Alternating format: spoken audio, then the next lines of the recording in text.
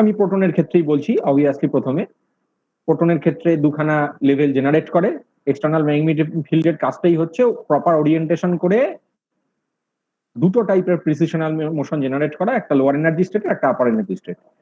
এবার এরপরে secondary magnetic field দেওয়া হতো, যেটার সোর্স হচ্ছে রেডিও ফ্রিকোয়েন্সি অসিলেটর। সেটার কাজ হচ্ছে ওর মধ্যকার কোনো ফ্রিকোয়েন্সি রেঞ্জের মধ্যে কোনো একটা ফ্রিকোয়েন্সি কম্পাউন্ডের মধ্যে অবস্থিত কোনো একটা হাইড্রোজেনের ফ্রিকোয়েন্সির সাথে কখনো না কখনো ম্যাচ খাবেই, এবং ওই সেই হাইড্রোজেন গুলোর নিউক্লিয়াস এক্সাইটেড হবে, যেটাকে আমরা রেজোন্যান্স বলি। ম্যাচ খাওয়ার পরে এক্সাইটেড হবে, রেজোন্যান্স হওয়ার পর এক্সাইটেড হবে, এক্সাইটেড হওয়ার পর আপার স্টেটে চলে যাবে। আপার স্টেট থেকে যখন লোয়ার স্টেটে নামবে, তারপর আউটপুট হিসাবে আমরা এনএমআর স্পেকটা পাবো। এবার আপার স্টেটে চলে যাবে, এই অবধি আমরা পড়েছি আগের দিন প্রথম 4 পাতায়। আজকে 5 পাতা থেকে যেটা পড়াবো, এই 5 পাতাটায় পেজ নাম্বার 5-এ, এক মিনিট দাঁড়াও, জয়েন করবে কি?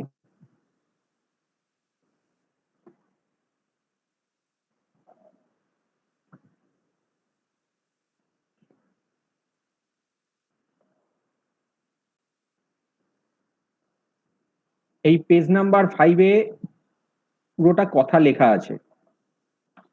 এই পেজ নাম্বার 5-এর একটা লাইনও বাদ দিয়ে পড়বে না কিন্তু। কোশ্চেন অ্যান্সারের জন্য তো লাগবে, সে তো আলাদা কথা বলেই দিলাম, কিন্তু পেজ নাম্বার 5টা কিন্তু অত্যন্ত ইম্পর্টেন্ট প্রিলিমিনারি কিছু জায়গা বোঝার জন্য, যেটা পরবর্তী ক্ষেত্রে যখন এনএমআর পড়বে তখনও লাগবে। এই যে লোয়ার লেভেল থেকে আপার লেভেলে, আমি পেজ নাম্বার 5টা বলছি এবার। এই যে লোয়ার লেভেল থেকে আপার লেভেলে নিউক্লিয়াস গুলো এক্সাইটেড হলো, এবার কতগুলো নিউক্লিয়াস এক্সাইটেড হবে? যদি তর্কের খাতিরে ধরে নেওয়া যায় 100% নিউক্লিয়াস এক্সাইটেড হয়ে গেল, মানে সব লোয়ার লেভেল থেকে আপার লেভেলে চলে গেল, তাহলে সেটাকে বলা হয় স্যাচুরেশন। কিন্তু আগের দিনও আমি টার্মটা ইউজ করেছিলাম, কথাটা বলেছিলাম, তোমরা নিজেরাও জানো যে লোয়ার লেভেল থেকে কখনোই কোনো জিনিস পুরোপুরি আপার লেভেলে তার ট্রানজিশনটা হতে পারে না, according to law of Boltzmann. Boltzmann আমাদের যে ল বলেছেন তাতে একটা নির্দিষ্ট নিয়ম রুলস মেনে তাহলেই কিন্তু লোয়ার লেভেল স্টেট থেকে আপার লেভেল স্টেটে এই ইলেকট্রন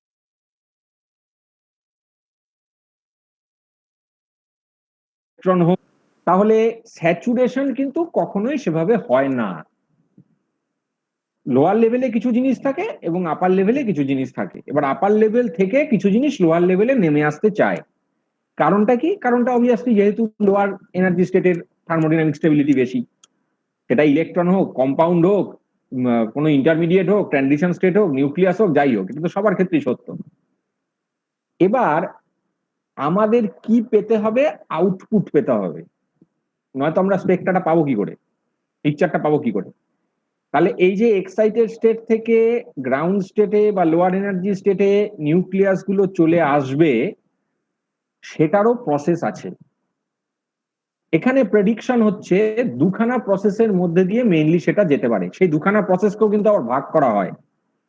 সিলভারস্কি নোয়েস্টারের বইয়ে খুব ইয়ে করে, সিলভারস্কি নোয়েস্টার বলছি, ওই হ্যাঁ সিলভারস্কি নোয়েস্টারের বইয়ে খুব ডিটেলস এই জায়গাগুলো লিখে দেওয়া আছে, কিন্তু তোমাদের অতটা দরকার হয় না বলে মোটামুটি যেটুকু না জানলেই নয় সেভাবেই আমি লিখে দিয়েছি।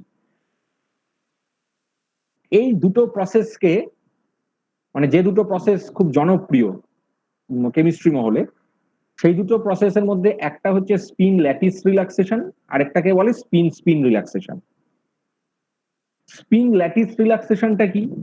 স্পিন ল্যাটিস রিল্যাক্সেশন হলো যে আমার এক্সাইটেড স্টেটে যে নিউক্লিয়াস আছে, সেই নিউক্লিয়াসটা যখন এই এক্সাইটেড স্টেট থেকে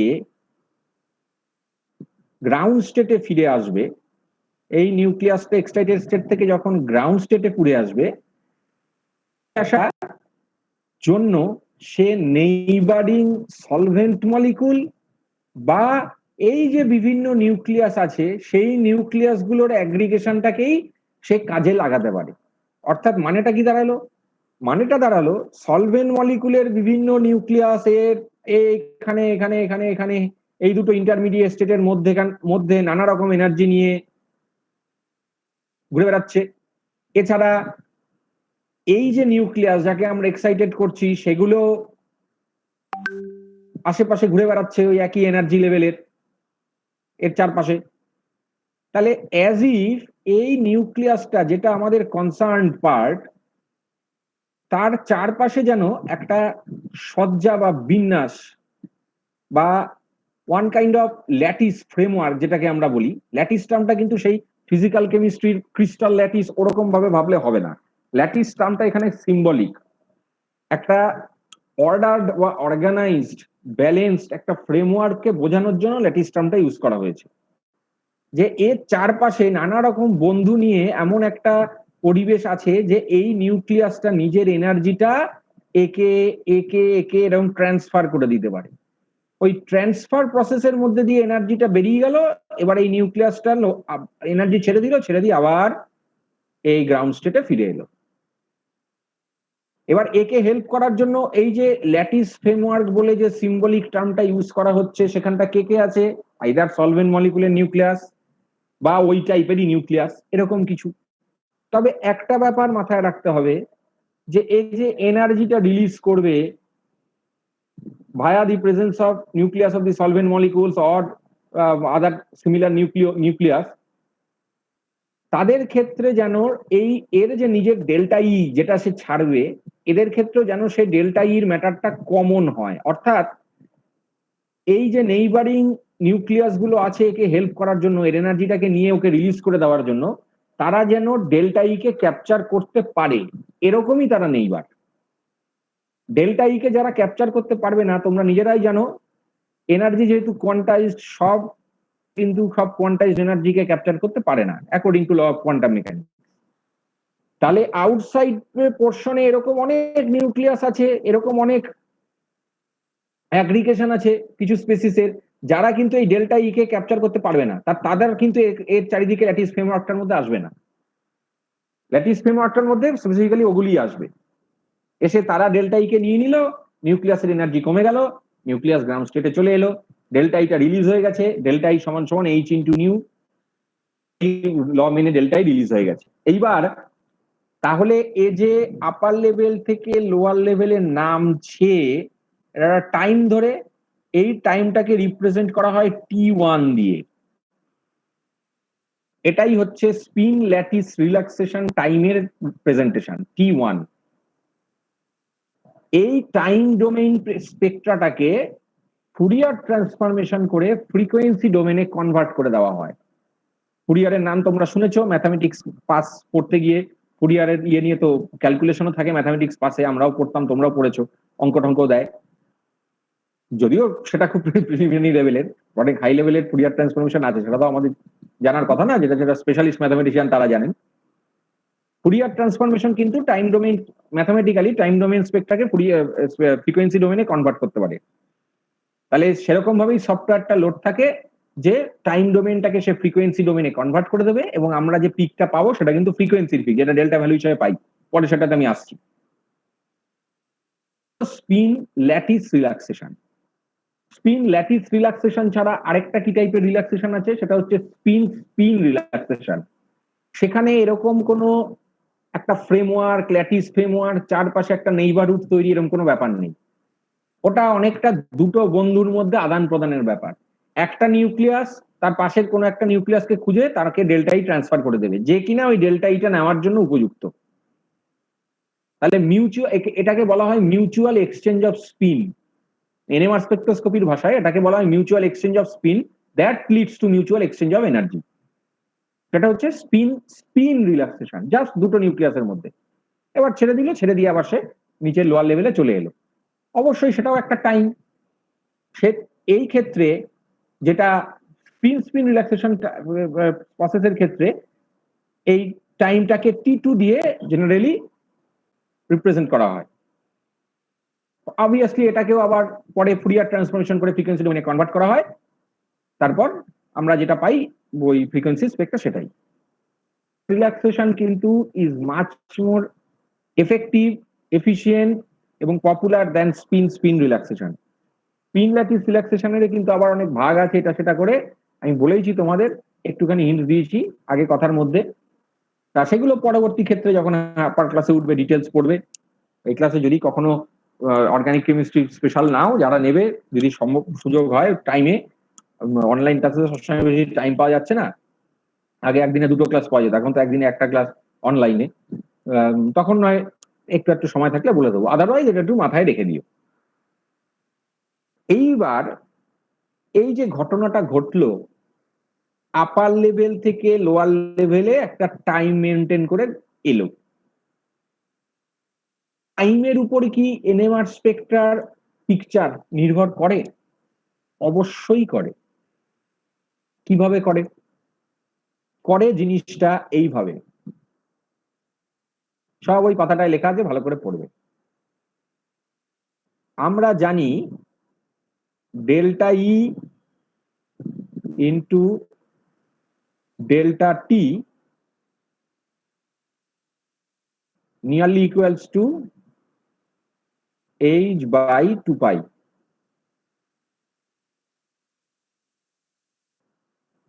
ডেল্টা ইর জায়গায় যদি এইটা বসাই,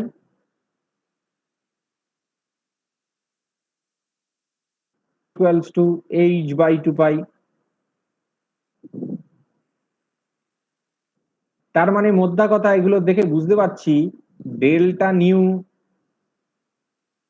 নিয়ারলি ইকুয়ালস টু, বা এইভাবে লেখাটা বলাটা ভুল হলো,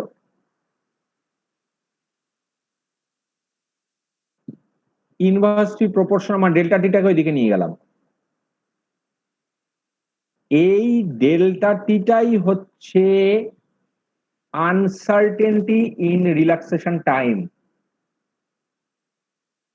ওয়ার্নার হাইসেনবার্গ তো করেছিলেন কোয়ান্টাম মেকানিক্স এর ক্ষেত্রে, অ্যাকচুয়ালি উনি ম্যাট্রিক্স মেকানিক্স নিয়ে কাজ করতেন, সবাই জানো তোমরা। লটা তো কোয়ান্টাম মেকানিক্স এর, মানে সব মাইক্রোস্কোপিক জিনিসের ক্ষেত্রে, সেখানে নিউক্লিয়াস ইলেকট্রন সবই তো থাকবে। তাহলে নিউক্লিয়াসের ক্ষেত্রে uncertainty in time, relaxation time যদি বেশি হয়, তার অর্থ হলো আনসার্টেনটি ইন ফ্রিকোয়েন্সি কম, কারণ যেহেতু ইনভার্সলি প্রপোর্শনাল। ইন ফ্রিকোয়েন্সি কম কথার অর্থ কি? এনএমআর স্পেকট্রোস্কোপিতে তুমি যখন পিক পাবে এরকম ছড়ানো পিক পাবে না। এরকম ছড়ানো পিক কথাটার অর্থ কি? ফ্রিকোয়েন্সিটা একটা রেঞ্জ ধরে আসছে, স্পেসিফিক্যালি একটা পয়েন্টকে ইন্ডিকেট করতে পারছে না, মানে তখন আনসার্টেনটি ইন ফ্রিকোয়েন্সি বেশি। কিন্তু তোমার যদি এই কাণ্ডটা ঘটে, অর্থাৎ delta T uncertainty in relaxation time, এটা যদি তুমি বেশি করো, তাহলে আনসার্টেনটি ইন ফ্রিকোয়েন্সি কম হবে, তখন আমরা কি পিক পাবো? এরকম শার্প পিক পাবো এনএমআর স্পেকট্রোস্কোপিতে, যেটা ম্যাক্সিমাম টাইম পাওয়া যায়, দু একটা ক্ষেত্র ছাড়া। তাহলে আমাদের যদি ভালো এনএমআর স্পেকট্রা পেতে হয়, তাহলে আমাদের রিল্যাক্সেশন প্রসিডিওরটাকে খারাপ করতে হবে। কি বললাম? আমাদের যদি ভালো এনএমআর স্পেকট্রা পেতে হয়, মানে শার্প পিকের এনএমআর স্পেকট্রা পেতে হয়, তাহলে রিল্যাক্সেশন প্রসিডিওরটাকে খারাপ করতে হবে। অর্থাৎ গ্রাউন্ড আপার স্টেট থেকে লোয়ার স্টেটে যখন যে টাইমটা মেনটেন করে নিউক্লিয়াসটা নিজের এনার্জি লস করছে, তুমি রিল্যাক্সেশন প্রসেসটাকে খারাপ করে দিলে, এর অর্থ কি? টিটা অনেক বেশি বেশি লাগছে, মানে আনসার্টেনটি ইন রিল্যাক্সেশন বেশি, তার মানে আনসার্টেনটি ইন রিল্যাক্সেশন টাইম বেশি, কারণ তুমি রিল্যাক্সেশন প্রসেসটাকে খারাপ করে দিয়েছো। তাহলে সেই ক্ষেত্রে ডেল্টা নিউ কি হবে? অবভিয়াসলি কম হবে, অর্থাৎ আনসার্টেনটি ইন ফ্রিকোয়েন্সি কম হবে, তাহলে ও শার্প পিক দেবে, রেঞ্জ করে আসবে না। নন ভিসকাস লিকুইড যারা হয়, মোশন গুলো খুব ফ্রি, নন ভিসকাস লিকুইড মানে কি? একদম তেল চিটের মতন একটার উপর দিয়ে আরেকটা লেয়ার পুরো বেরিয়ে যেতে পারে, তারাই তো নন ভিসকাস। তাদের ক্ষেত্রে মলিকুলার মোশন এত র্যান্ডমলি থাকে কোনো একটা সলিউশনের মধ্যে, যে এই যে আপার স্টেট এবং লোয়ার স্টেট এর মধ্যেকার এই পাথওয়েটা ফ্রি থাকে না, পাথওয়ের মধ্যে সে অনেক বাধাপ্রাপ্ত হয়। বাধাপ্রাপ্ত হওয়ার দরুন কি হয়? সে যে একদম স্মুথলি আপার স্টেট থেকে লোয়ার স্টেটে চলে আসবে এনার্জি ট্রান্সফার করে, সেটা সম্ভব হয় না। মাঝখানে অনেক বাগড়া দেওয়ার জন্য অনেক কিছু জিনিস এখানে আছে, যেহেতু র্যান্ডম মোশনটা অনেক র্যান্ডম, নন ভিসকাস লিকুইডের ক্ষেত্রে, তাই আনসার্টেনটি ইন রিল্যাক্সেশন টাইম বেশি, তাই তাদের ক্ষেত্রে আমরা কি পাবো, অপেক্ষাকৃত শার্ট সিগন্যাল আমরা পেতে পারি। এইবারে যদি কারোর পরে প্রশ্ন আসে যে স্যার আমরা এটা কি আমাদের হাতে থাকে যে আমরা রিল্যাক্সেশন টাইমটাকে বাড়িয়ে কমিয়ে দেব, নাকি এটা মলিকুলের উপর নিজেদের উপরই নির্ভর করে? দেখো, মলিকুলের নিজের উপর তো কিছুটা নির্ভরশীলতা আছেই, তোমার প্যাটার্ন, তোমার বন্ডিং এর নেচারের উপর কিছুটা নির্ভরশীলতা তো আছেই স্পেকট্রোস্কোপি। তুমি যদি একজন ভালো অপারেটর হও, তুমি যদি কাজটা ঠিক মতো সফটওয়্যারে করতে জানো, এই রিল্যাক্সেশন টাইম গুলোকে কিন্তু বাড়িয়ে দেওয়া যায়। বিশেষ করে প্রোটন এনএমআর এর ক্ষেত্রে খুব একটা সমস্যা হয় না, দু একটা ক্ষেত্র ছাড়া, সেটা আমি বলছি আসছি। 13C এনএমআর এর ক্ষেত্রে অনেক সময় পিক পেতে, কোয়াটারনারি কার্বন টার্বনের পিক পেতে অনেক সমস্যা হয়। যদিও 13C এনএমআরটা এখানে বিচার্য বিষয় নয়, তোমাদের এই সময় নেই, তবুও আমি একটু হিন্টস দিয়ে রাখি। 13C এনএমআর এর ক্ষেত্রে 13C এনএমআর প্রোটন এনএমআর থেকে করাটা একটু টাফ, অনেক টাইম বেশি লাগে, স্যাম্পল বেশি লাগে, নানা রকম কারণ আছে তার। 13C এনএমআর এর ক্ষেত্রে যদি তোমার অনেক কোয়াটারনারি কার্বন থাকে, এনএমআর স্পেকট্রোস্কোপিতে, 13C এনএমআর স্পেকট্রোস্কোপিতে তার পিক আসতে খুব টাইম লাগে। এই জন্য সেই সমস্ত ক্ষেত্রে তোমার যদি একটা কেমিস্ট্রি সম্পর্কে আইডিয়া থাকে, তুমি ওইখানে রিল্যাক্সেশন টাইমটা বাড়িয়ে দিতে পারো। রিল্যাক্সেশন টাইমটা বাড়িয়ে দিলে না কি হয়, ও আনসার্টেনটি ইন রিল্যাক্সেশন টাইম বেড়ে যাচ্ছে, তো তাই ওই ফ্রিকোয়েন্সি রেঞ্জের আনসার্টেনটিটা কমে যাবে, তখন 13C পিক আসাটার প্রবাবিলিটিটা বেড়ে যায়। আদারওয়াইজ 13C এনএমআর এ কোয়াটারনারি কার্বনের পিক আসাটা একটু ডিলে হয়। আমি জাস্ট একটু উপর উপর ভাষা দিয়ে বললাম, অর্থাৎ রিল্যাক্সেশন টাইমটা কিন্তু তুমি বাড়িয়ে দেবে না কমিয়ে দেবে, এটা কিন্তু অপারেটর যে মানে ম্যান, সে কিন্তু এটাকে কিছুটা হলেও কন্ট্রোল কখনো কখনো করতে পারে, যদিও সব ক্ষেত্রে সেটা পসিবল হয় না। সেটা অবশ্যই একটু কেমিস্ট্রি রিলেটেড ম্যাটার। আচ্ছা, এই পাতাটা খুব ভালো করে পড়বে। নন ভিসকাস লিকুইড বলেই দিয়েছি ব্যাপারটা, এখানে সব লেখা আছে। ভিসকাস লিকুইডের ঠিক উল্টো কেস হবে, বোঝাই যাচ্ছে, যেটা আঠালো আঠালো। এবার অর্থাৎ লেয়ার গুলো একে অপরের মধ্যে, মোশনটাও তো র্যান্ডম নয়, তাই সেই ক্ষেত্রে এনার্জি ট্রান্সফারটা স্পিন ল্যাটিস রিল্যাক্সেশন দিয়ে অনেক স্মুথলি হতে পারে, অথবা বাধাপ্রাপ্ত হয় না। সেই জন্য আমরা সেখানে ব্রড পিক পাই ভিসকাস লিকুইডের ক্ষেত্রে। অর্থাৎ মাথায় রাখতে হবে আমাদের স্পিন ল্যাটিস রিল্যাক্সেশনের, যেহেতু সেটাই মেনলি হয়, তার ক্ষেত্রে আমরা রিল্যাক্সেশন টাইমটা, রিল্যাক্সেশন প্রসেসটাই খারাপ করবো ভালো এনএমআর স্পেকটা পাওয়ার জন্য। এবার কেম্পের বইয়ে এরকম একটা প্রশ্ন খুব সুন্দর লেখা আছে, why 14NH peak appears at broad peak. আমরা আগের দিন দেখেছি 14N আর ডয়টোরিয়াম, এদের ক্ষেত্রে আই এর ভ্যালু 1 হয়। আই এর ভ্যালু যাদের ক্ষেত্রে 1 হয় তাদের ক্ষেত্রে কতগুলো ওরিয়েন্টেশন সম্ভব, 2I+1, 3খানা। যাদের ক্ষেত্রে 3খানা ওরিয়েন্টেশন থাকে, তারা দেখা গেছে কেবলমাত্র ম্যাগনেটিক ফিল্ড নয়, তারা ইলেকট্রিক এবং ম্যাগনেটিক ফিল্ড সবার সাথেই ইন্টারাকশন করতে পারে। সে ধরনের নিউক্লিয়াস গুলো, সেই ধরনের নিউক্লিয়াসকে বলা হয় হ্যাভিং কোয়াড্রাপল মোমেন্ট। তোমরা রমাপ্রসাদ সরকার হোক বা অসীম কুমার দাসের বই হোক, যারা ইনঅর্গানিকের বই পড়ো, ওই অ্যাটমিক নিউক্লিয়াস চ্যাপ্টারে দেখতে পাবে ওই কোয়াড্রাপল মোমেন্ট নিয়ে কিছু কথা বলা আছে। অর্থাৎ ইলেকট্রিক এবং ম্যাগনেটিক ফিল্ড গ্রেডিয়েন্ট দুটোর সাথেই সেই নিউক্লিয়াস গুলো ইন্টারাকশন করছে, অনেকটা ওই স্টার্ক এফেক্ট, জিম্যান এফেক্টের মতন ব্যাপার আর কি, দুটোই আছে এরকম রিলেটেড ম্যাটার। এইবার কি হয়, খুব সুন্দরভাবে কেম্প এই ল্যাঙ্গুয়েজটা লিখে দিয়েছেন যে যেহেতু নিউক্লিয়াস এই ইলেকট্রিক কোয়াড্রাপল মোমেন্ট বিয়ার করে, ইলেকট্রিক কোয়াড্রাপল মোমেন্ট মানে যারা ম্যাগনেটিক এবং ইলেকট্রিক ফিল্ড দুটোর সাথে ইন্টারাকশন করতে পারে, তাদের এই কোয়াড্রাপল মোমেন্ট আছে আছে বলা হয়। কোয়াড্রাপল মানে চতুর্দিকে বিন্যস্ত আর কি। এটা 14 নাইট্রোজেন আর ডয়টোরিয়াম এরাই করে, কিন্তু যাদের I=1। এগুলো সব এক্সপেরিমেন্টাল ফ্যাক্ট, একদম বের করে করে করে দেখা গেছে। মানে এরকম নয় যে কেউ বসে থিওরি বানিয়ে বলে দিল, থিওরি তো আছেই, বসে এক্সপেরিমেন্টালও ফ্যাক্ট এগুলো। এইবার দেখো কি সুন্দর ল্যাঙ্গুয়েজ টোনে লিখেছেন, which causes the nucleus to tumble rapidly. Tumble কথার অর্থ হচ্ছে গড়িয়ে গড়িয়ে যাওয়া। মানেটা কি?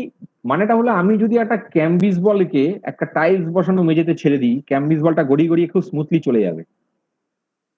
তুমি এক প্রান্ত থেকে আরেক প্রান্তে ছেড়ে দিলে, তুমি যে প্রান্তটা দাঁড়িয়ে আছো সেই প্রান্তটা হায়ার এনার্জি স্টেট, যেই প্রান্তটার দিকে তুমি ছুড়ে দিয়েছো দেওয়ালের দিকে সেটা লোয়ার এনার্জি স্টেট, একদম গড়িয়ে গড়িয়ে গড়িয়ে গড়িয়ে চলে যাবে। এই 14 নাইট্রোজেন নিউক্লিয়াস গুলোর ক্ষেত্রেও কিন্তু তাই হয়, যেহেতু তারা ইলেকট্রিক এবং ম্যাগনেটিক এই কোয়াড্রাপল মোমেন্ট গুলোর সাথে খুব সুন্দরভাবে ইন্টারাকশন করতে পারে, স্মুথ।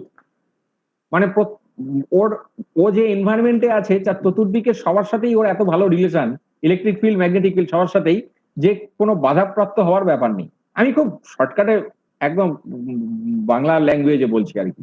ফলে কি হয়, এখানে স্পিন ল্যাটিস রিল্যাক্সেশন প্রসেসটা খুব স্মুথ হয়। স্মুথ হলে আনসার্টেনটি ইন রিল্যাক্সেশন টাইম কম, তার মানে T1 কম, তাহলে ডেল্টা টি কম। ডেল্টা টি যদি কম হয়, ডেল্টা নিউ কি হবে, আমরা ইনভার্সলি প্রপোর্শনাল দেখলাম, বেড়ে যাবে। তার মানে আনসার্টেনটি ইন ফ্রিকোয়েন্সি কি হবে, বেশি। আনসার্টেনটি ইন ফ্রিকোয়েন্সি বেশি হলো আমরা কিরকম এনএমআর স্পেকট্রায় পিক পাবো, এই যে এরকম একটা ধ্যাবড়া পিক যেরকম আসে এরকম পিক হয়। তাই এনএইচ এর তোমরা যদি অ্যামিন গ্রুপ আছে এরকম কম্পাউন্ড গুলোর এনএমআর স্পেকট্রা নাও, সেই সমস্ত ক্ষেত্রে তোমরা দেখতে পাবে পিক ম্যাক্সিমাম ক্ষেত্রে কিন্তু ওরকম ধ্যাবড়া মতো পিকই আসে। তবে সাথে এটাও বলে দিই, একটা পরিসরে যেহেতু সবকিছু কভার করা সম্ভব নয়, সেজন্য কিছু কিছু ক্ষেত্রে একটু হিন্টস দিয়ে চলে যেতে বাধ্য হচ্ছি। এইটাও বলে দিই যে এনএইচ এর পিক কিন্তু তুমি শার্প পিকও পাবে। এনএইচ এর পিক তুমি সবসময় যে ব্রড পিক আসবে যেরকম বললাম ওরকম কিন্তু নয় ম্যাটারটা। এনএইচ এর পিকও কিন্তু তুমি শার্প পিক কিছু কিছু ক্ষেত্রে পাবে, তারও কারণ আছে। বিশেষ করে তুমি যদি, আমি সলভেন্টও পরে তো আসবই, এই নোটটার মধ্যে সলভেন্টেরও ব্যাপার আছে। ডিএমএসও D6 এর সলভেন্টে যদি করা হয় তখন পিকের রেজলিউশন এবং পিকের শার্পনেস অনেক বেটার হয়। সলভেন্টের একটা বড় রোল আছে, যদিও সেই সলভেন্ট ডিটেলস রোল আমাদের এখানে বলার মতন পরিসরটা নেই, তবুও এনএইচ এর পিক ব্রড পিক আসবে মানে তুমি একটা কম্পাউন্ড এবার কখনো প্রজেক্ট ওয়ার্ক বা রিসার্চ ওয়ার্ক করতে গিয়ে দেখলে যে এনএইচ এর পিকটা শার্প পিক এসেছে, তুমি এখন ভাববে নির্ভীক স্যার পড়িয়েছিলেন এনএইচ এর পিক ব্রড হয়, কই এলো না তো। এরকম 100% জেনারেলাইজ ধরে নিয়ে কখনো কেমিস্ট্রি ফিজিক্স এগুলোতে এগোবে না। সবসময় মনে রাখবে যে ম্যাক্সিমাম ক্ষেত্রে যেটা হয় সেটার উপর প্রেডিকশন করে অ্যান্সারটা দেওয়া হয়েছে, কিন্তু উল্টো দিকটাও কিন্তু আছে। সবই যদি একই ছাতার তলায় মিলে যায় তাহলে আর কেমিস্ট্রি থাকতো না, তো হিস্ট্রি হয়ে যেত। আচ্ছা, এবার আমরা কেমিক্যাল শিফট কাকে বলে আসি। তোমরা কিছু জানো এগুলো, আগে তো পড়েও এসছো, তবুও জাস্ট একটু উল্লেখ করে দেওয়ার ব্যাপারগুলো। আমরা জানি যে রেজোনেন্সের দরুনই আমরা মলিকুলের নিউক্লিয়াসের এক্সাইটমেন্ট পাই, ডাউনস্টেট থেকে এক্সাইটেড স্টেট। কিন্তু অ্যাবসলিউট রেজোনেন্স ফ্রিকোয়েন্সি, অ্যাবসলিউট কোনো জিনিসই মেজার করা খুব টাফ, অ্যাবসলিউট রেজোনেন্স ফ্রিকোয়েন্সি নিউক্লিয়াসের এটা কিন্তু মেজার করা যায় না। সবসময় রিলেটিভ রেজোনেন্স ফ্রিকোয়েন্সি মেজার করা হয়। ফ্রিকোয়েন্সি মেজার করার জন্য একটা ইন্টারনাল স্ট্যান্ডার্ডকে ধরে নেওয়া হয়, তোমরা সেটা জানো। ইন্টারনাল স্ট্যান্ডার্ড হচ্ছে টেট্রামিথাইল সিলেন। আসছি আমি সেগুলোতে আস্তে আস্তে। টেট্রামিথাইল সিলেনকে ওই আরবিট্রারি একটা চোজেন স্ট্যান্ডার্ড ধরে, যে সেটা জিরো লেভেল, এটা ধরে রেজোনেন্স ফ্রিকোয়েন্সি গুলো অন্য নিউক্লিয়াসের কোথায়, মানে হাইড্রোজেন নিউক্লিয়াস গুলোর মলিকুল টু মলিকুল কোথায় আসতে পারে সেই অনুযায়ী বের করা হয়। ওই যে যেটা বের করা হয় ওই টিএমএস কে আরবিট্রারি ট্রোজেন স্ট্যান্ডার্ড ধরে রিলেটিভ রেজোনেন্স ফ্রিকোয়েন্সি, সেইটাকে এনএমআর স্কেলে পুট করার জন্য আমরা যেটা ইউজ করি সেটাই হচ্ছে কেমিক্যাল শিফট বা ডেল্টা ভ্যালু। এবার ডেল্টার ফর্মুলাটা কি, observe shift from TMS in hertz into 10 to the power 6 divided by operating frequency of the instrument in hertz। যে তুমি যদি তোমার কাছে কোনো একটা মলিকুলে 4টে প্রোটন থাকে, শুনবে কিন্তু সব কিন্তু নোটে লিখে দেওয়া যায় না।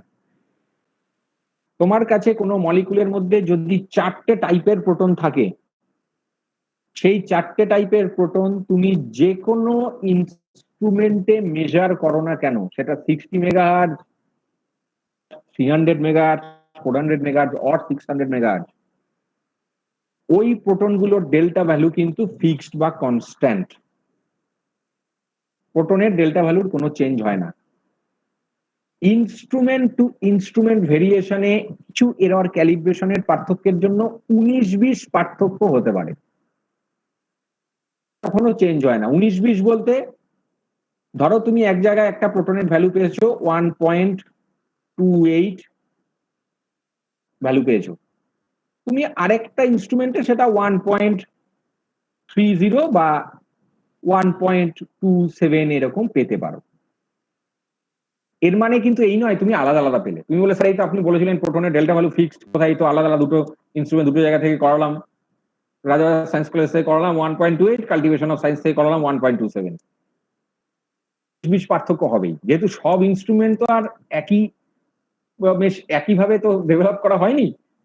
কোম্পানি টু কোম্পানি আলাদা, ক্যালিব্রেশন প্রসেসটা একটু আলাদা থাকে, এরর পার্সেন্টেজ অফ এরর একটু আলাদা 19-20, কিন্তু ডেল্টা ভ্যালু কিন্তু ফিক্সড ধরে নিতে হবে আমাদের 19-20। তুমি যেই মেশিনে যেটা করেছো সেই মেশিনেই সব করবে, বের করবে। এবার মনে প্রশ্ন আসতে পারে, এই যে স্যার আপনি operating frequency of the instrument in hertz বলছেন, এটা তো মেশিন টু মেশিন ভ্যারি করবে। Operating frequency in instrument in hertz তো 60, কখনো 300, 600, তার ডেল্টা ভ্যালু ফিক্সড হচ্ছে কি করে? তোমার অবজার্ভ শিফট ফ্রম টিএমএস, এখানে যে হার্টজের ভ্যালুটা আসবে সেটা অবভিয়াসলি তোমার একটু হলেও মানে চেঞ্জ হয়েই যাবে, হয়ে গিয়ে আলটিমেটলি তুমি যখন রেশিও করবে তখন তুমি ডেল্টা ভ্যালু তুমি যেই মেশিনেই করো না কেন আলটিমেটলি রেশিওটা দেখবে একই আসবে। আমরা সেই নিয়ে আস্তে আস্তে অঙ্ক করবো পরে, আগে এই নোটটা হয়ে যাক, সেই রিলেটেড অঙ্ক আছে। আর 10⁶ কেন দেওয়া হয় বোঝাই যাচ্ছে। উপরে আমরা হার্জ লিখি আর মেশিনগুলো সব মেগাহার্জে থাকে, যাতে খুব বাজে পিকচার না আসে। অর্থাৎ তুমি ডেল্টা ভ্যালু বার করলে কোনো একটা প্রোটনের 0.00128 এরকম একটা বার করলে, তার থেকে হার্জ মেগাহার্জ কাটাকুটি করে 10⁻³ দিয়ে যদি গুণটা হয়, এটা একটা ভদ্রস্থ দেখতে 1.28 আসে।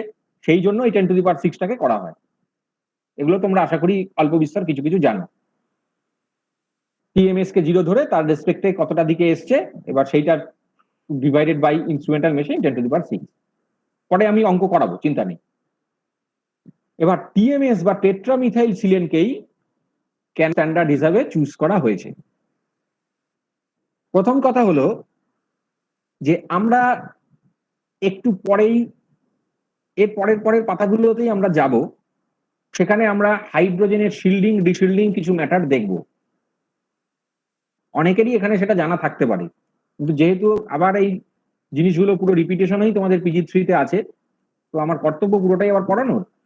সেজন্য ওই জায়গাটা যখন আমি পড়াবো তখন 1 নম্বর পয়েন্টটা ডিসকাস করব, আজকেই করব 1 নম্বর পয়েন্টটা, তাই আপাতত থাক। বাকি 3টে কারণ আমরা ডিসকাস করতে করতে যাই। 2 নম্বর কারণ কেন টিএমএস ইন্টারনাল স্ট্যান্ডার্ড নেওয়া হলো? 2 নম্বর কারণে বলা আছে, দেখবে যে টিএমএস এই ছবিটার দিকে তাকালেই তুমি দেখতে পাচ্ছ এখানে প্রত্যেক কটা মিথাইলের ইলেকট্রনিক এনভায়রনমেন্ট কিন্তু সেম।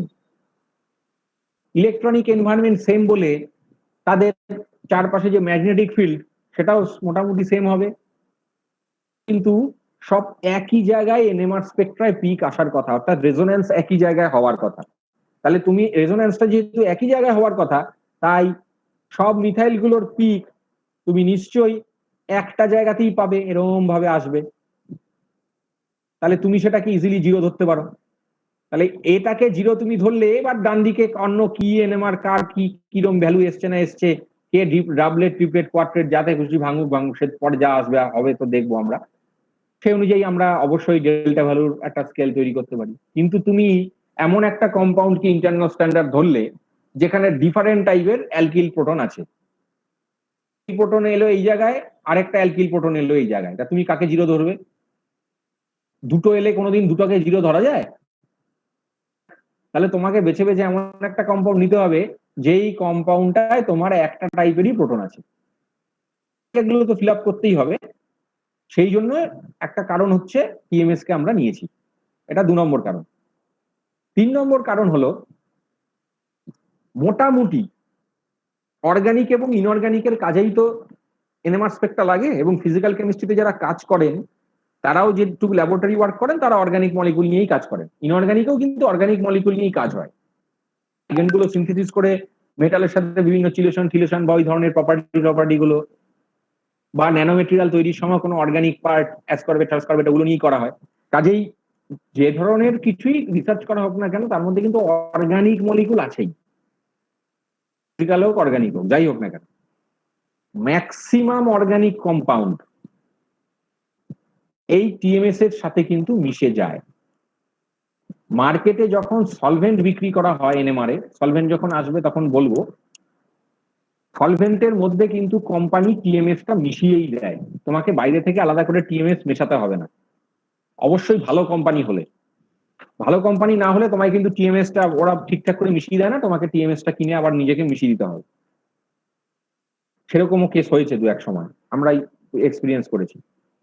ভালো কোম্পানির থেকে যদি তুমি সলভেন্ট কেনো, টিএমএস ওর মধ্যে দেওয়া আছে, এবার টিএমএস এর সঙ্গে তোমার পুরো কম্পাউন্ডটা কিন্তু মিশে সলভেন্টে যেতে হবে, না তুমি এনএমআর স্পেক্ট্রা নেবে কি করে। এবার ম্যাক্সিমাম অর্গানিক কম্পাউন্ড টিএমএস এর মধ্যে ডুবে যায়, কিন্তু সেটা সলভেন্ট তুমি সলভেন্টে নাও যেতে পারে, এনএমআর সলভেন্ট যেটা নিয়েছো তার মধ্যে কম্পাউন্ড নাও যেতে পারে, কিন্তু ম্যাক্সিমাম অর্গানিক কম্পাউন্ড টিএমএস এর সাথে মিশে যায়। মানে ইন্টারনাল স্ট্যান্ডার্ড এবং তোমার যে মলিকুল সেটা তো মিশে গেল, তাতে তো কোনো অসুবিধা নেই। এবার তুমি সলভেন্ট চেঞ্জ করে কোন সলভেন্টে দুটোই যায় সেরকম একটা সলভেন্ট চুজ করে তুমি নিতেই পারো, সলভেন্টের অনেক অপশন আছে। অসুবিধা হচ্ছে শুধু একটাই, কিছু কিছু সময় D2O বা H2O তে এনএমআর স্পেক্ট্রা কিন্তু করার দরকার হয়, মানে D2O বা H2O নিয়ে সলভেন্ট নিয়ে। D2O বা H2O সলভেন্ট নিয়ে যখন এনএমআর স্পেক্ট্রা করার দরকার হয়, কাদের ক্ষেত্রে আমি বলে দিই, ওই যারা ট্রানজিশন মেটাল ফেটালের চিলেটিং লাইগ্যান্ড কমপ্লেক্স তৈরি করে তার বিভিন্ন ক্যাটালিটিক অ্যাক্টিভিটি দেখান, এরকম তোমরা শুনে থাকবে, তোমরা হয়তো তোমাদের স্যাররা পড়াবেন এই স্যার নাও পরে স্পেশালাইজেশনে এরকম কিছু কাজের কথা পড়াবেন, প্যালাডিয়াম কেমিস্ট্রি হোক, রুথেনিয়াম, রোডিয়াম, এগুলো হোক, গোল্ড হোক, ওই ধরনের গুলো না, ওই কমপ্লেক্স মেটেরিয়াল গুলো সবসময় কিন্তু অর্গানিক সলভেন্টে যায় না, তাদেরকে D2H2O তে ডিজলভ করতে হয়। এবার তুমি যদি D2H2O তে ডিজলভ করো তখন আবার টিএমএস টা মিশতে চায় না, এইটা একটুখানি সমস্যা।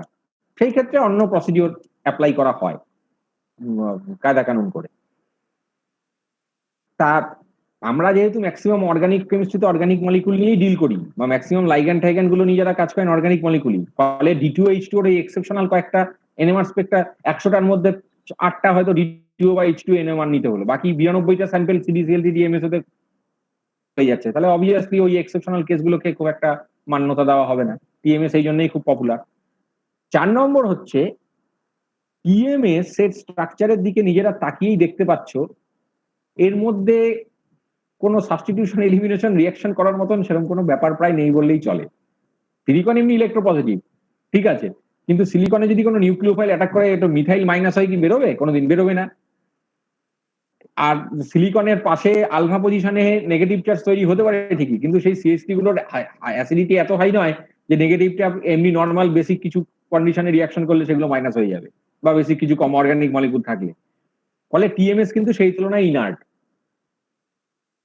তার মানে ও কোনো মলিকুলের সাথে, তুমি যে মলিকুলটা স্টাডি করছো, এনএমআর স্পেক্ট্রা করছো, তার সাথে রিঅ্যাকশন করার কোনো ব্যাপারই নেই।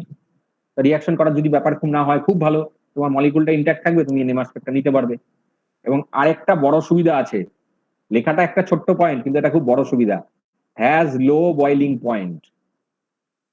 তুমি যখন এনএমআর স্পেক্ট্রা কোনো স্যাম্পেলে নেবে তখন তুমি মাথায় রাখবে যে এনএমআর স্পেক্ট্রা করার সময় অনেক সময় তোমাকে কিন্তু স্যাম্পেল রিকভার করতে হবে। জেনারেলি যারা খুব লং সিনথেসিস করেন, 20-25টা স্টেপের কাজ করেন, বা নেচারের কোনো রেয়ার ট্রি থেকে কোনো মেডিসিন এক্সট্রাক্ট করলেন কিছু স্টাডি করার জন্য, তাদের কিন্তু স্যাম্পেলটা রিকভার করতে হয়। স্যাম্পেলটা রিকভার করতে গেলে তারা ভায়ালে নেন স্যাম্পেলটাকে, তার মধ্যে এনএমআর সলভেন্ট তো দেওয়াই আছে, তার মধ্যে টিএমএস তো মেশানো আছে এবং একটা সলিউশন হয়েছে। সলিউশনটা এখান থেকে স্যাম্পেলটা রিকভার করতে গেলে এই একটা সরু মুখওয়ালা ড্রপার, যেগুলোকে এনএমআর ড্রপার বলা হয়, সেই এনএমআর ড্রপার গুলো দিয়ে এই টিপ লাগানো আছে, ফুচফুচ ফুচফুচ করতে হয় এই উপরের এই এরিয়ার জায়গাটায়। এখান থেকে ফুচফুচ করলে কি হয়, ভেপারটা বেরিয়ে চলে যায়, তাই এই সলভেন্ট গুলো তখন ভেপোরাইজ হয়, হয়ে উড়ে উড়ে উড়ে উড়ে বেরিয়ে চলে যায়। তাহলে আলটিমেটলি তুমি তোমার কাছে পুরো শুধু স্যাম্পেলটা পড়ে থাকবে। এবার যেহেতু টিএমএস ইনার্ট, লিকুইড বা সলিড যাই হোক, স্যাম্পেলটা শুধু পড়ে থাকবে। টিএমএস যেহেতু লো বয়লিং, টিএমএস ও উড়ে বেরিয়ে যাবে সলভেন্টের সাথে। আছে এই সলভেন্টটা তুমি যদি হাই বয়লিং সলভেন্ট নাও, ডিএমএসও D6 এর মতন 188 মিলি বা বয়লিং পয়েন্ট, তখন কিন্তু তাড়ানো একটু মুশকিল। সিডিসিএলটি হলে রিকভার করাটা অপেক্ষায় তো ইজি হয়, যেটা কিনা অর্গানিক কম্পাউন্ড চলেও যায়। এবার তাহলে টিএমএস যেহেতু লো বয়লিং, টিএমএস কিন্তু 35-40-এর মতন টিএমএস কিন্তু উড়ে ইজিলি বেরিয়ে যায়, তাহলে কিন্তু তুমি স্যাম্পলটাকে টোটালি পিওর রিকভার করতে পারবে আবার করে, আবার রেখে দিতে। কখনো তোমার 10 থেকে 20 মিলিগ্রাম ওই এক ছোট্ট স্প্যাচুলা স্যাম্পেল, ওটাই কিন্তু সব। ওইটা নিয়ে NMR Spectra, single crystal XRD, মাস, এত কিছু করতে হবে। তুমি অনেক খাটাখাটনি করে একটা গাছ থেকে একটুখানি 20 মিলিগ্রাম কলাম ক্রোমাটোগ্রাফি করে পিউরিফিকেশন করে পেয়েছো।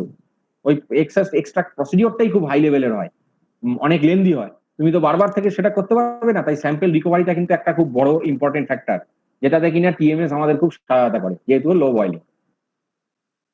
যখন D2O বা H2O নেওয়া হয়, আমি বলেছি একটা কায়দা করা হয়, তখন এইটা নেওয়া হয় সোডিয়াম সল্ট সালফোনেটের। এটাকে ইন্টারনাল স্ট্যান্ডার্ড ধরে এগিয়ে নেওয়া যায়। এবার বোঝাই যাচ্ছে, এখানে দেখে তোমরা দেখতেই পাচ্ছ এখানে বিভিন্ন টাইপের কিন্তু প্রোটন আছে, তা বিভিন্ন টাইপের প্রোটনটাকে সেভাবে স্কেল করে ধরে যারা স্পেশালিস্ট তারা বুঝতে পারে কোথায় কোথায় আসতে পারে, সেটা ধরে তারা প্লাস মাইনাস করে বের করে নেন ডেল্টাটা, তাদের প্রয়োজনীয় ডেল্টাটা। অনেক সময় ডেল্টা রিপ্লেস করে টাও দিয়ে করা হয়, টাও কিছুই না, 10 মাইনাস ডেল্টা। তবে টাওটা কিছু কিছু ক্ষেত্রেই দেওয়া হয়, এমনি জার্নাল ফার্নাল হোক বা অন্য জায়গায় হোক, ডেল্টাটাই হচ্ছে সবচেয়ে পপুলার, ডেল্টা করেই সবাই রিপ্রেজেন্ট করে। 8 নম্বর পাতাটাতে আমার কোনো বক্তব্য নেই, 8 নম্বর পাতাটা হচ্ছে তোমাদের নিজস্ব দায়িত্ব। 8 নম্বর পাতাটাতে কোন টাইপের প্রোটনের ডেল্টা ভ্যালুর মোটামুটি একটা অ্যাপ্রক্সিমেট ভ্যালু বা রেঞ্জ কি হতে পারে, এগুলো কিন্তু একদম এই ভ্যালুই হবে সবসময় এরকম ধরার কোনো মানে নেই। কোনো মলিকুল এটা 2.1 হতে পারে, COCH3 কার্বনিলের পাশে CH থাকলে 2.1 হতে পারে, কখনো কোনো 2.2 হতে পারে, কখনো 2.4 হতে পারে। মোদ্দা কথা একটা রেঞ্জ বা একটা অ্যাভারেজ ভ্যালু, এই যে বিভিন্ন টাইপের জিনিসগুলো দেওয়া আছে সেটা কিন্তু নিজেকে একটু মুখস্থ করতেই হবে। বিএসসি পড়ে কিছু জিনিস মুখস্থ হয়েই গেছে, আমার মনে হয় না খুব টাফ এই জায়গাটা মাথায় রাখা, এটা কিন্তু স্ট্রাকচার ডিটারমিনেশনে কাজে লাগে। কাজে 8 নম্বর পাতাটা কিন্তু পুরোপুরি তোমাদের দায়িত্ব। এইবার আমি 9 নম্বর পাতায় আসি। 9 নম্বর পাতায় নিয়ে কথা বলা আছে। শিল্ডিং ডিশিল্ডিং কথাটা কি? ধরো তোমার কাছে একটা মলিকুল আছে, সেই মলিকুলের মধ্যে 3টে টাইপের প্রোটন আছে। প্রোটনের মধ্যে একটা টাইপের প্রোটনের চারিদিকে ইলেকট্রন ডেন্সিটি খুব বেশি, আরেকটা টাইপে আরেকটু কম, আরেকটা টাইপে ইলেকট্রন ডেন্সিটি যার বেশি হয় যে প্রোটনের চারিদিকে, ওই ইলেকট্রনগুলোর সার্কুলেশনের জন্য কিন্তু একটা ম্যাগনেটিক ফিল্ড জেনারেট করে। এই যে ম্যাগনেটিক ফিল্ডটা জেনারেট করছে, সে কিন্তু এক্সটার্নাল ম্যাগনেটিক ফিল্ডকে সবসময় অপোজ করতে চায়। এটা পৃথিবীতে একটা কমন সত্য। তোমার স্ট্রেংথটা যত বেশি থাকবে, তুমি কিন্তু কাউকে অপোজ তত তাড়াতাড়ি করতে চাইবে। এটা সাইকোলজির দিক থেকেও তাই, এই ইলেকট্রন ক্লাউডের দিক থেকেও তাই। যে নিরীহ, যার শক্তি কম, সে কিন্তু অপোজটা খুব ভালোভাবে করতে পারে না। এক্সটার্নাল ম্যাগনেটিক ফিল্ডের কাজটা কি? নিউক্লিয়াস গুলোর ওরিয়েন্টেশনকে প্রপার করে তার করেসপন্ডিং এনার্জি লেভেল গুলো তৈরি করা। তা সেই নিউক্লিয়াসের চারিদিকে যদি আরেকটা ম্যাগনেটিক ফিল্ড থাকে, সে চাইবে যে এক্সটার্নাল ম্যাগনেটিক ফিল্ড এসে আমার কর্তৃত্বটা নিয়ে নিক? সে অপোজ করতে চাইবে? পারবে না, সে আলটিমেটলি যুঝতে পারবে না, কিন্তু অপোজ যতটুকু করার ওর নিজের প্রাণপণ দিয়ে করবে। এটাই হচ্ছে ইনডিউসড ফিল্ড। আলটিমেটলি এই যে ইনডিউসড ফিল্ড এবং এক্সটার্নাল ম্যাগনেটিক ফিল্ড, এর মধ্যে অবশ্যই এক্সটার্নাল ম্যাগনেটিক ফিল্ড জিতবে, অবশ্যই জিতবে। কিন্তু জিতলেও এইচ, যে এইচটা ওই প্রোটনটা এনজয় করছে, মানে যেই প্রোটনটা চারিদিকে ইলেকট্রন ডেন্সিটি বেশি, সেই প্রোটনটা আলটিমেটলি যে এক্সটার্নাল ম্যাগনেটিক ফিল্ডটা এনজয় করছে, এক্সটার্নাল ম্যাগনেটিক ফিল্ডকে সেই প্রোটনকে নিজের কায়দায় আনার জন্য নিজেকে অনেক বাড়তি শক্তি খোয়াতে হবে। তার কারণ হচ্ছে ইনডিউসড ম্যাগনেটিক ফিল্ডটা ওর সাথে অপোজ করে করে ওর স্ট্রেংথটা কিন্তু চাইবে খানিকটা মিনিমাইজ করে দেওয়া। আলটিমেটলি ওকে যদি আমি এইচ এফেক্টিভ বলে বর্ণনা করি, সেই এইচ এফেক্টিভের ভ্যালুটা কিন্তু কমে যাবে। এবার এইচ এফেক্টিভ কমে যাওয়ার দরুন কি হবে? এইচ এফেক্টিভ করে নেওয়ার দরুন এক্সটার্নাল ম্যাগনেটিক ফিল্ড নিজের যে পার্ট, সেই পার্টটাকে আরো বেশি ইউটিলাইজ করতে চাইবে, ওই যেই হাইড্রোজেনের চারপাশে ইলেকট্রন গুলো বেশি তাকে অপোজ করছে, সেই হাইড্রোজেনটাকে নিজের আয়ত্তে আনার জন্য। ফলে এই হাইড্রোজেনটা অনেক বেশি হায়ার ফিল্ড এনজয় করবে। এজন্য এই ধরনের হাইড্রোজেন গুলোকে বলা হয় এর এইচ এফেক্টিভ স্মলার, কারণ এইচ ইনডিউসটা অনেক হাই বলে ও এইচ জিরোকে অপোজ করে এইচ জিরোর ক্ষমতাটাকে কমিয়ে এইচ এফেক্টিভ আনার চেষ্টা করছে। কিন্তু আলটিমেটলি এক্সটার্নাল ম্যাগনেটিক ফিল্ড যেহেতু ওকে আয়ত্তে আনবেই, ছেড়ে এনেই ছাড়বে, এরকম একটা ব্যাপার, কারণ এক্সটার্নাল ম্যাগনেটিক ফিল্ডের স্ট্রেংথ অনেক বেশি।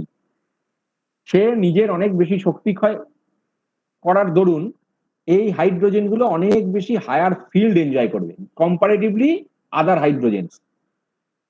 এই হাইড্রোজেন গুলোকে বলা হয় হায়ার ফিল্ড বা up field and greater shielding. যাদের হায়ার ফিল্ড বা আপ ফিল্ড এবং গ্রেটার শিল্ডিং হয় তাদের ডেল্টা ভ্যালু কম হয়। তুমি রাফলি একটা ইকুয়েশন থেকে এটা বুঝতে পারবে, যদিও ডাইরেক্টলি সেটা সেভাবে বলাটা উচিত না, তবু আমি মানে বোঝানোর জন্য একটু বলি যে এই যে operating frequency of the instrument in hertz, এর যে পার্টটা ওই হাইড্রোজেনকে অনেক বেশি আয়ত্তে আনার জন্য নিজেকে অনেক বেশি ইউটিলাইজ করছে, অনেক বেশি শক্তি নিয়ে ঝাঁপিয়ে পড়ছে যাতে শিল্ডিং এফেক্টটাকে মিনিমাইজ করা যায়, ইলেকট্রনের শিল্ডিং এফেক্টটাকে, সেটাও যেহেতু বেশি করছে দেখো এর সাথে ডেল্টা ভ্যালুটা ইনভার্সলি প্রপোর্শনাল। তাই ডেল্টা অবভিয়াসলি তখন কি হবে, কমে যাবে। যদি হাইড্রোজেনের চারিদিকে ইলেকট্রন ডেন্সিটি কম হয় তাহলে এইচ ইনডিউসড এর মান কম, তা অবভিয়াসলি এক্সটার্নাল ম্যাগনেটিক ফিল্ডকে অত কায়দা কানুন করতে হচ্ছে না। H effective higher, H effective higher মানে এ কে আয়ত্তে আনার জন্য ও নিজের কম ফিল্ড স্ট্রেংথ ইউজ করলেই হবে।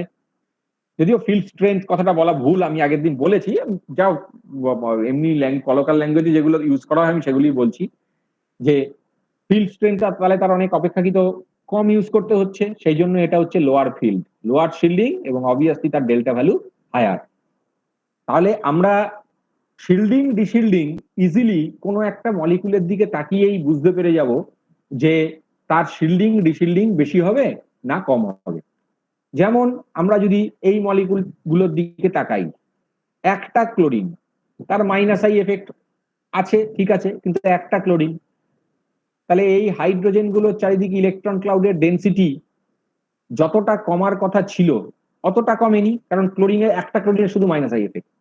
তাই ইলেকট্রন ক্লাউডের ডেন্সিটি মোটামুটি ভালো, এক্সটার্নাল ম্যাগনেটিক ফিল্ডকে অপোজ মোটামুটি ভালো করছে, তার মানে এ মোট শিল্ডিং আপফিল্ড, আর ডেল্টা ভ্যালু কি হবে, কম। যত আমরা বাদিক থেকে ডান দিকে গেছি ফ্রম লেফট টু রাইট, আমরা দেখছি নতুন নতুন করে ক্লোরিন আরো বেশি সংখ্যায় ইন্ট্রোডিউস করা হয়েছে।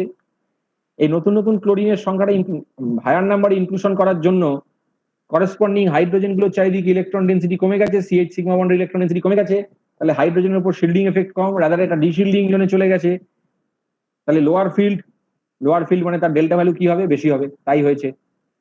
আমরা যদি কোনো একটা নিজের নির্দিষ্ট মলিকুলের দিকে বিভিন্ন এনভায়রনমেন্টে তাকাই, এই হাইড্রোজেন, তিনটে হাইড্রোজেন, এই তিনটে হাইড্রোজেন যে কার্বনের সঙ্গে লিঙ্ক, তার সাথে কোনো ক্লোরিন লিঙ্ক না, কিন্তু এই দুটো হাইড্রোজেন যে কার্বনের সঙ্গে লিঙ্ক তার সাথে একটা ক্লোরিন লিঙ্ক আছে, তাহলে অবভিয়াসলি ডান দিকের হাইড্রোজেন ইলেকট্রন ডেন্সিটি হাই, নেইবারহুডে আপফিল্ড ডেল্টা ভ্যালু লোয়ার, এই দিকটা ডাউনফিল্ড ডেল্টা ভ্যালু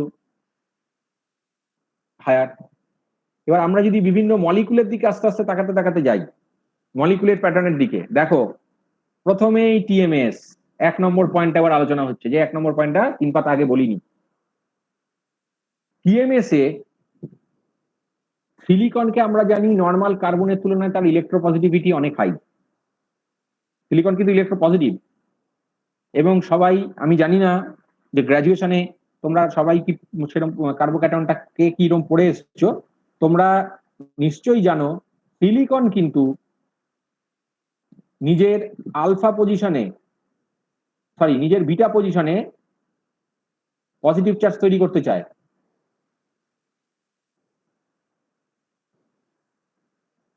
সিলিকনকে এই জন্য বলা হয়, ক্লেডেন ওয়ারেনের বই দেখে নেবে, সিলিকনকে এই জন্য বলা হয় সুপার প্রোটন।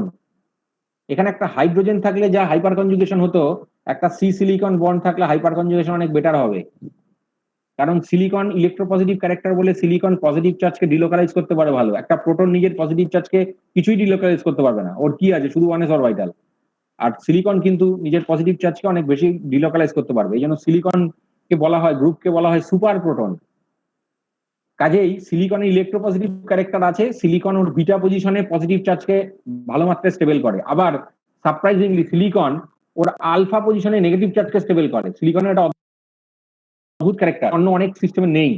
সিলিকন কেমিস্ট্রি যখন পড়বে দেখবে তখন আলফা পজিশনে নেগেটিভ করে, বিটা পজিশনে পজিটিভ করে। তা এবার সিলিকন যেহেতু ইলেকট্রো পজিটিভ, তাহলে ওর সাথে মিথাইল গুলো যে লিঙ্ক আছে সেগুলো electron density tremendous high, then any other normal organic compound methyl groups. তাহলে যদি হাই হয়, হাইলি আপফিল্ড হবে, তাহলে তার ডেল্টা ভ্যালুকে অন্য নর্মাল অর্গানিক কম্পাউন্ডের তুলনায় আমি ওই সব থেকে আপফিল্ড ধরতে পারি। সব থেকে আপফিল্ড ধরলে তার ডেল্টা ভ্যালু কি 0, সেই জন্য এটাকে ইন্টারনাল স্ট্যান্ডার্ড নেওয়া হয়েছে। এবার যে এই সিলিকন থেকে কার্বনে গেছি, মিথাইল গুলো একটু ডাউনফিল্ড হয়ে গেছে, কারণ কার্বন হচ্ছে ইলেকট্রোনেগেটিভ সিলিকনের তুলনায়, তাহলে আর একটু ডাউনফিল্ড, ডেল্টা ভ্যালু হায়ার। sp2 কার্বনে গেছি sp3 থেকে, আরো ডাউনফিল্ড, ডেল্টা ভ্যালু আরো হায়ার। এবার sp2 কার্বন আগে তো ছিল, এবার sp2 কার্বনের সঙ্গে কার্বন ছিল, এখন sp2 কার্বনের সঙ্গে অক্সিজেন, অক্সিজেন ইলেকট্রোনেগেটিভ, আরো ডেল্টা ভ্যালু হায়ার, আরো ডাউনফিল্ড। এইবার আগে কার্বন গুলো কার্বনের সঙ্গে লিঙ্ক ছিল, এবার সিএইচ কার্বন গুলো ডাইরেক্ট হেটেরো অ্যাটমের সঙ্গে লিঙ্ক, নাইট্রোজেন, এই জন্য ডেল্টা ভ্যালু আরো ডাউনফিল্ডে চলে গেছে, আরো ডেল্টা ভ্যালু হায়ার হয়েছে। এবার এই নাইট্রোজেন রেজোন্যান্স করে কি চার্জ হবে? পজিটিভ চার্জ অ্যামাইডে। তাহলে অ্যামিনের তুলনায় এই নাইট্রোজেনের সাথে যে মিথাইল, নাইট্রোজেনটা যেহেতু রেজোন্যান্সের দরুন পজিটিভ চার্জ হয়, তাহলে এই মিথাইল গুলো আগের মিথাইলের থেকে আরো ডিশিল্ডিং, মানে ইলেকট্রন ডেন্সিটি আরো কম। আরো কম হওয়ার অর্থ কি? আরো ডাউনফিল্ড, ডেল্টা ভ্যালু আরো হায়ার। এবার নাইট্রোজেনের থেকে আরো ইলেকট্রোনেগেটিভ, অক্সিজেনে চলে এলাম। আগে সিএইচ গ্রুপটা ডাইরেক্ট নাইট্রোজেনে ছিল, এখন সিএইচ গ্রুপটা ডাইরেক্ট অক্সিজেন। দেখো পার্থক্যটা বুঝতে বুঝতে যাও। প্রথমে সিএইচ গ্রুপ সিলিকনের সঙ্গে, তারপরে সিএইচ গ্রুপ কার্বনের সঙ্গে, sp3 carbon, CH group sp2 কার্বনের সঙ্গে, সিএইচ গ্রুপ sp2 কার্বন, সেই sp2 কার্বনটা আবার অক্সিজেনের সঙ্গে, এবার সিএইচ গ্রুপ নাইট্রোজেনের সঙ্গে, এবার সিএইচ গ্রুপ নাইট্রোজেন, সেই নাইট্রোজেনটা আবার কার্বনিলের সঙ্গে, মানে একদম দেখো ধাপে ধাপে এগোতে এগোতে যাচ্ছে লিঙ্ক দিকে। এবার সিএইচ গ্রুপ ডাইরেক্ট অক্সিজেনের সঙ্গে, অক্সিজেন আরো ইলেকট্রোনেগেটিভ, আরো ডেল্টা ভ্যালু হায়ার হয়ে গেছে, আরো ডিশিল্ডিং জোন। অক্সিজেনটা স্টার, তার মানে পজিটিভলি চার্জ রেজোন্যান্সের দরুন, আরো ডিশিল্ডিং হায়ার হয়ে গেছে, আরো ডিশিল্ডিং জোনে জমে গেছে। তোমাকে মুখস্থ করার দরকারই নেই, তুমি জাস্ট স্ট্রাকচারাল প্যাটার্ন দিয়ে নিজের লাইন দিয়ে লিখতে পারবে, ভাষা দিয়ে লিখতে পারবে। এবার থিউতে একবার এই প্রশ্নটা দিয়েছিল, এই চারটে নিয়ে বোঝাই যাচ্ছে এখানে ফ্লোরিনের সঙ্গে যেটা লিঙ্ক আছে সেটা ডেল্টা ভ্যালুটাই সবচেয়ে বেশি হায়ার হবে, কারণ সবচেয়ে বেশি ডাউনফিল্ড। আর এই আয়োডিনের সঙ্গে আয়োডিনের মাইনাস আই এফেক্ট থাকা কম অনেক অপেক্ষাকৃত, কারণ আয়োডিনের মধ্যে মেটালিক ক্যারেক্টার চলে আসে, ও অপেক্ষাকৃত ইলেকট্রো পজিটিভ, সেই জন্য তার ডেল্টা ভ্যালু লোয়ার হবে, যেহেতু ওটা আপফিল্ড। এবার প্রশ্নের উত্তর দেবে।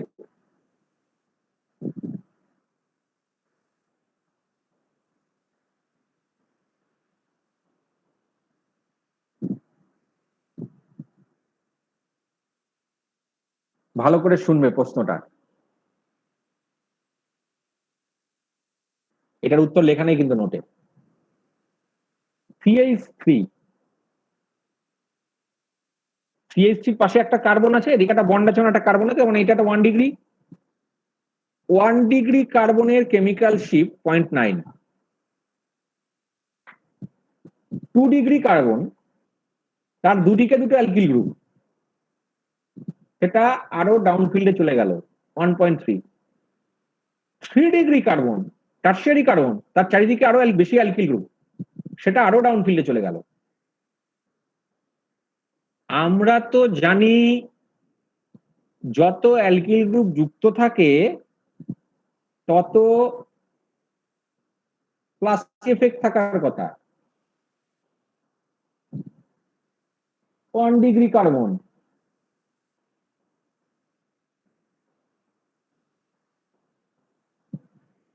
তার 2 ডিগ্রি কার্বন যখন নিয়েছি,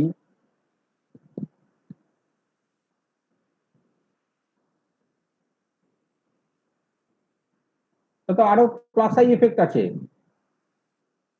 2 ডিগ্রিতে আরো ডেল্টা, আরো আপফিল্ডে যাওয়ার কথা, ইলেকট্রন ডেন্সিটি বেড়ে যাওয়ার কথা। 3 ডিগ্রি তো আরো বেশি হওয়ার কথা।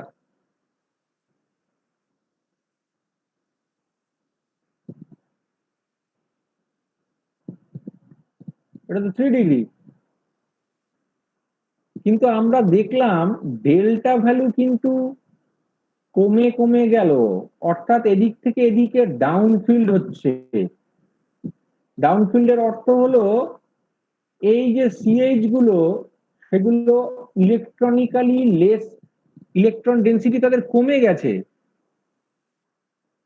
তা আমরা তো অর্গানিক কেমিস্ট্রিতে যখন যা পড়ি, আমরা তো দেখি যে ইলেকট্রন ডেন্সিটি বেড়ে যাওয়ার কথা প্লাস আই এফেক্ট দিয়ে, তাহলে এরকম কেন হলো?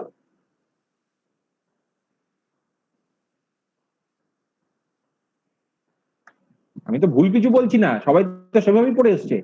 যত অ্যালকিল গ্রুপ যুক্ত থাকে তত প্লাস আই এফেক্ট হয়, তত ইলেকট্রন ডেন্সিটি বেড়ে যাওয়ার কথা।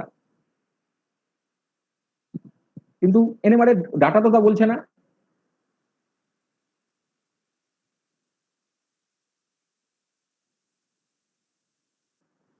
Any suggestion?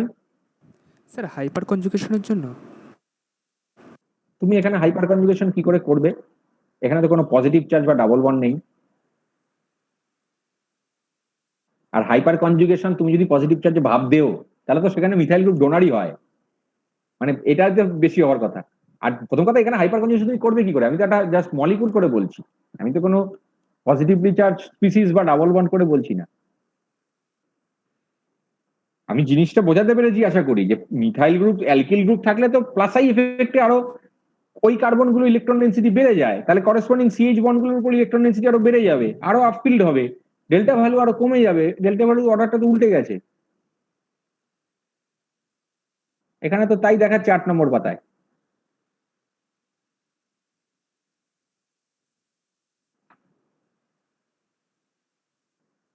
স্টেরিক ক্রাউডিং হয়। স্টেরিক ক্রাউডিং এর সাথে ডেল্টা ভ্যালুর কোনো পার্থক্য নেই। সেটা ওই রেজোন্যান্স কিছু হ্যাম্পার হলে সেই সমস্ত ক্ষেত্রে হয়, এখানে তো রেজোন্যান্সের ব্যাপার নেই।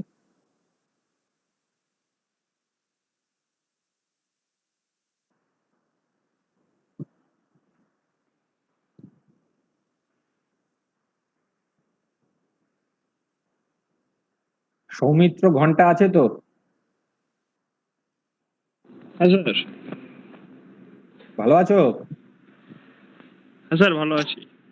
তুমি সেই সৌমিত্র ঘন্টাই তো নাকি, না অন্য কেউ? মানে কোন স্যার, ভিসি কলেজের কথা বলছেন তো? হ্যাঁ, মানে আমি যাকে চিনি। হ্যাঁ হ্যাঁ হ্যাঁ স্যার, ভালো আছেন তো আপনি? হ্যাঁ, বলছি এই উত্তরটা কি হবে?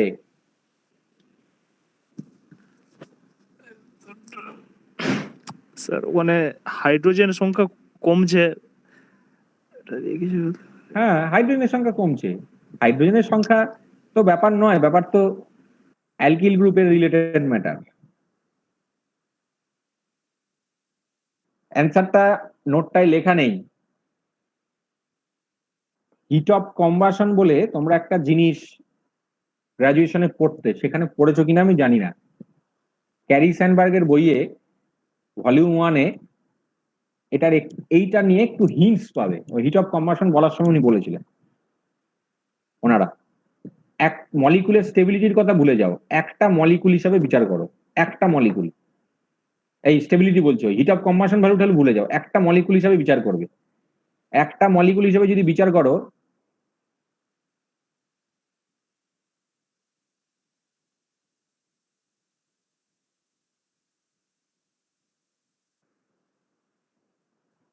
এটার নাম নিওপেন্টেন।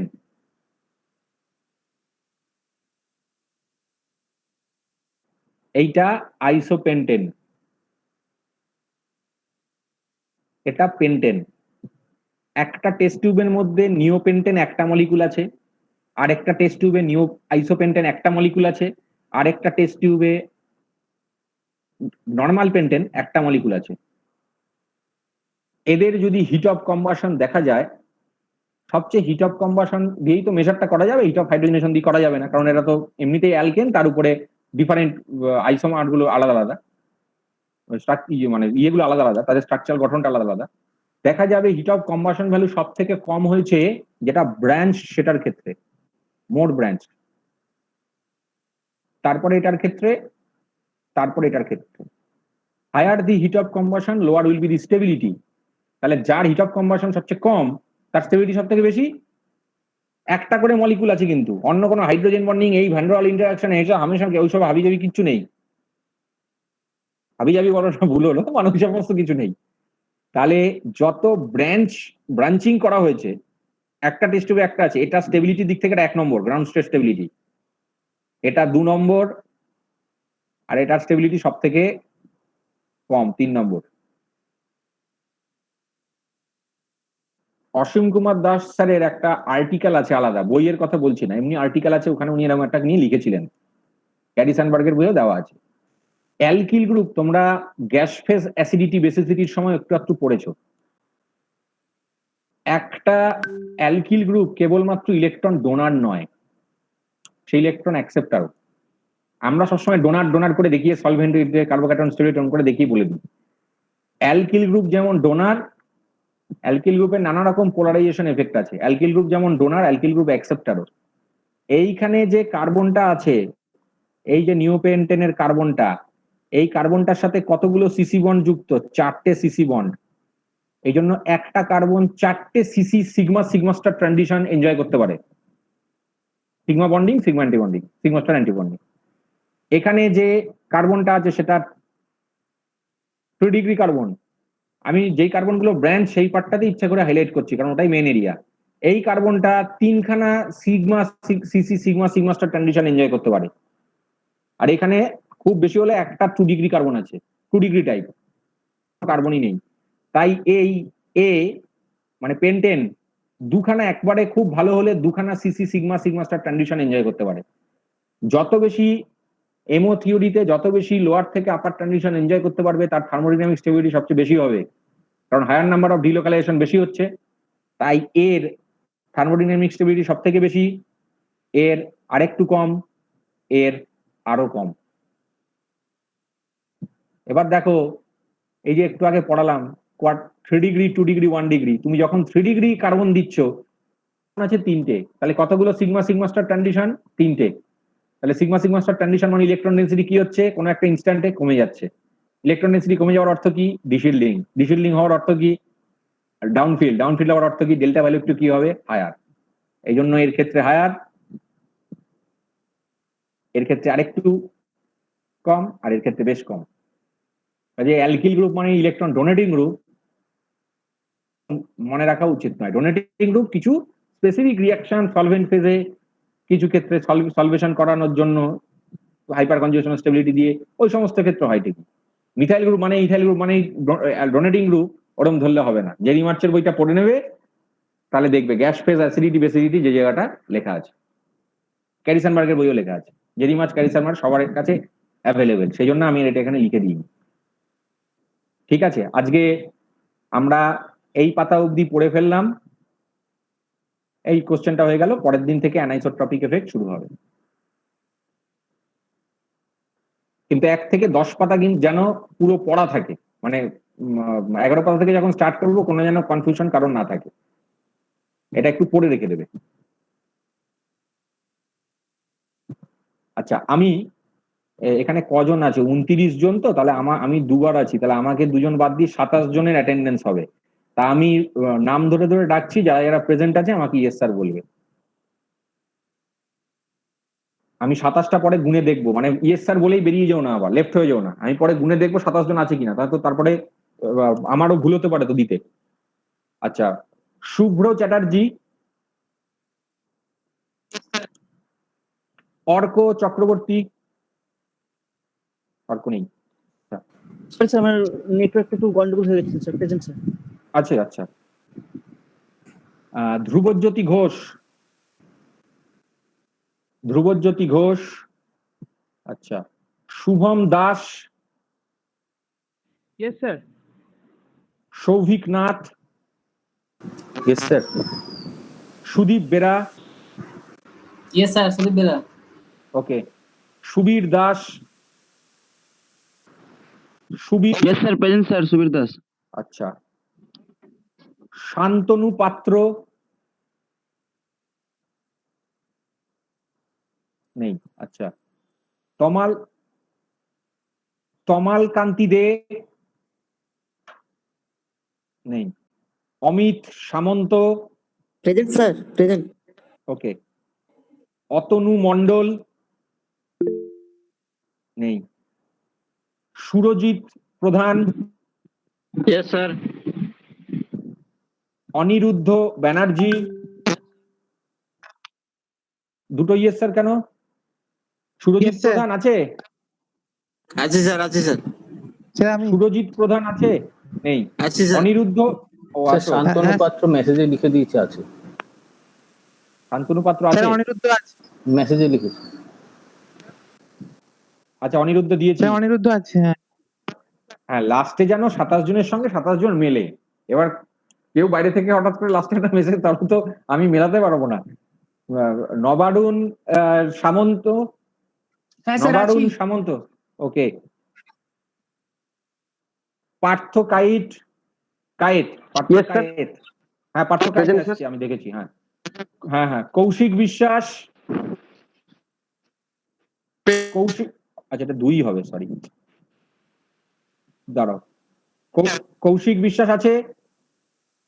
Sir present okay sir okay okay, আচ্ছা একটুখানি হোল্ড করো, সবাই একটু হোল্ড করো।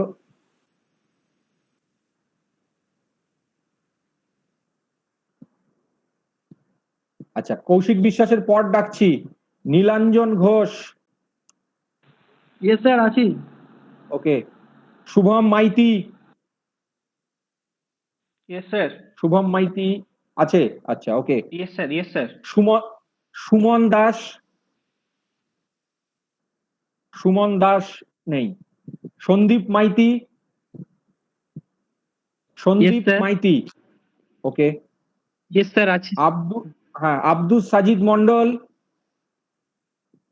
হ্যাঁ স্যার আছি প্রেজেন্ট ওকে। সৌভিক প্রামাণিক, সৌভিক প্রামাণিক, ইয়েস স্যার আছি সৌভিক। আচ্ছা। হিমাদ্রি কর, হিমাদ্রি কর। ইন্দ্রজিৎ মাইতি, স্যার আমি আছি স্যার, হিমাদ্রি কর। আচ্ছা হিমাদ্রি কর, ইন্দ্রজিৎ মাইতি হয়ে গেল। সৈকত সরকার, ইয়েস স্যার অঙ্কুর চক্রবর্তী, হ্যাঁ স্যার অঙ্কুর আছি। Yes okay. এটা কি স্বাক্ষর মন্ডল?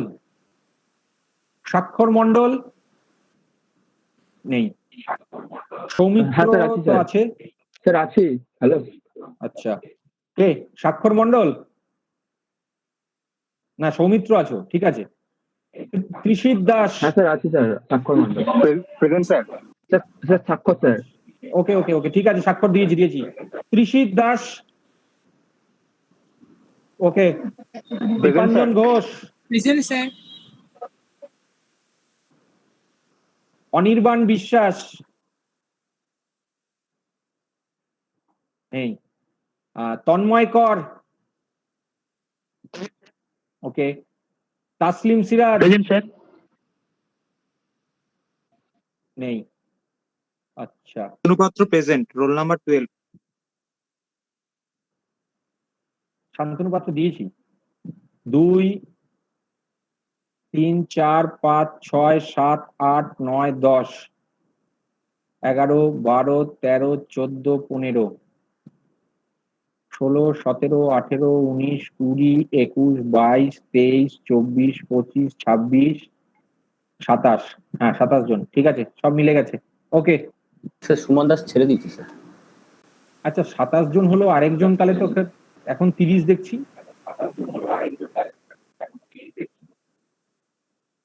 হ্যালো আবার স্যার। 30 হয়ে গেল কি করে? হ্যাঁ স্যার স্যার হ্যাঁ, বলছি বলো। আগের দিন আমি প্রেজেন্ট ছিলাম স্যার, ক্লাস করে কে বলছো? স্বাক্ষর মন্ডল স্যার 36, স্বাক্ষর মন্ডল। স্বাক্ষর মন্ডল আগের দিন প্রেজেন্ট ছিল, তোমার তো আমি আগের দিন পাইনি, চ্যাট বক্সে ছিল না, সে আমি দিয়ে দিচ্ছি। হ্যাঁ স্যার, ওটা মিস্টেক হয়ে গেছিল, হয়তো বেরিয়ে গেছিলাম। আচ্ছা ঠিক আছে। আচ্ছা সুমন দাস ছেড়ে দিয়েছে তাই তো? একটু দাঁড়াও। হ্যাঁ স্যার। সুমন দাস 19 নম্বর।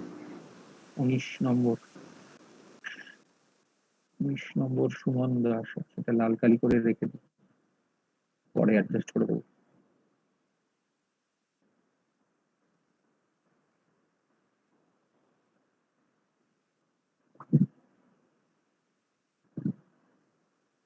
আচ্ছা ঠিক আছে, তাহলে এর মধ্যে পড়ে রাখবে, আবার আমরা নেক্সট দিন বসবো, ওকে।